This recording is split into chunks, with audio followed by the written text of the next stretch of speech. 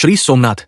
गुजरात प्रांत के काठियावाड़ क्षेत्र में समुद्र के किनारे सोमनाथ नामक विश्व प्रसिद्ध मंदिर में ये ज्योतिर्लिंग स्थापित है।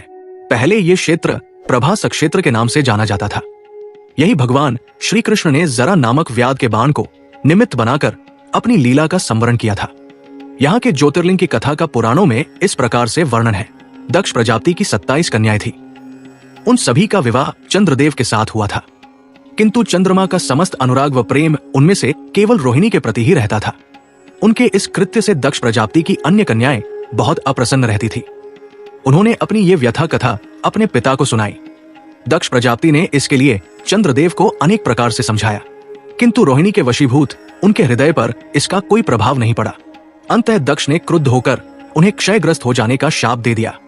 इस शाप के कारण चंद्रदेव तत्काल क्षयग्रस्त हो गए। उनके क्षयग्रस्त होते ही पृथ्वी पर सुधा शीतलता वर्षण का उनका सारा कार्य रुक गया। चारों ओर त्राही त्राही मच गई। चंद्रमा भी बहुत दुखी और चिंतित थे। उनकी प्रार्थना सुनकर इंद्रादि देवता तथा वशिष्ठ आदि ऋषिगण उनके उद्धार के लिए पितामह ब्रह्मा जी के पास गए।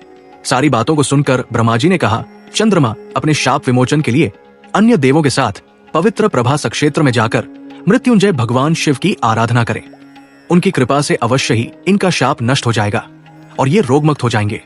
उनके कथनानुसार चंद्रदेव ने मृत्युंजय भगवान की आराधना का सारा कार्य पूरा किया। उन्होंने घोर तपस्या करते हुए 10 करोड़ बार मृत्युंजय मंत्र का जप किया। इससे प्रसन्न होकर मृत्युंजय भगवान शिव ने उन्हें अमरत्व का वर प्रदान किया।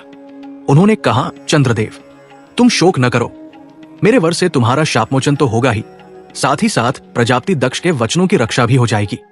कृष्ण पक्ष में प्रतिदिन तुम्हारी एक एक कला क्षीण होगी, किंतु पुनः शुक्ल पक्ष में उसी क्रम से तुम्हारी एक एक कला बद जाया करेगी।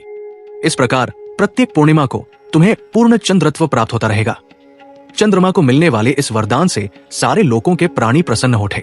सुधाकर चंद्रदेव पुनः 10 दिशाओं में सुधा वर्षण का कार्य पूर्ववत करने लगे।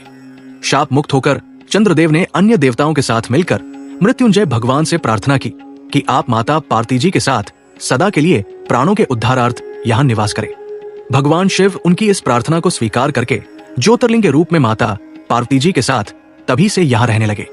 पावन प्रभास क्षेत्र में स्थित इस सोमनाथ ज्योतिर्लिंग की महिमा महाभारत, श्रीमद् भागवत तथा स्कंद पुराण आदि में विस्तार से बताई गई है। चंद्रमा का एक नाम सोम भी है।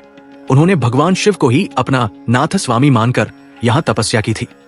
आज इस ज्योतिर्लिंग को सोमनाथ कहा जाता है। इसके दर्शन, पूजन, आराधना से भक्तों के जन्म जन्मांतर के सारे पाप और दुष्कृत्यु विनष्ट हो जाते हैं। वे भगवान शिव और माता पार्वती की अक्षय कृपा का पात्र बन जाते हैं।